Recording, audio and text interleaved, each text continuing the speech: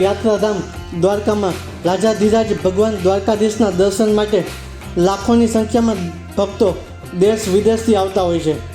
આ ભક્તોની સુરક્ષા માટે મંદિર પરિસરમાં વિવિધ સુરક્ષા એજન્સીના કર્મચારીઓ ફરજ બજાવતા હોય છે. ત્યારે ભક્તોને અસુવિધાનો અનુભવ ના થાય તેની તકેદારી માટે સુરક્ષા કર્મચારીઓને અનુભવી નિષ્ણાતો દ્વારા વિશેષ તાલીમ આપવામાં આવી હતી.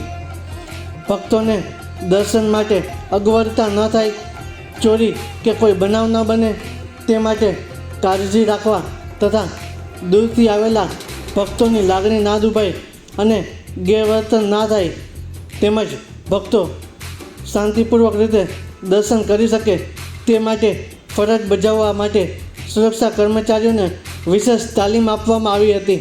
આયુર્વેદ શિક્ષણ અને અનુસંધાન સંસ્થાન જામનગર દ્વારા વિશ્વ પર્યાવરણ દિવસની ઉજવણી અંતર્ગત હરિત યોગ દ્વારા પ્રકૃતિની વચ્ચે આ ઉજવણી કરવામાં આવી હતી.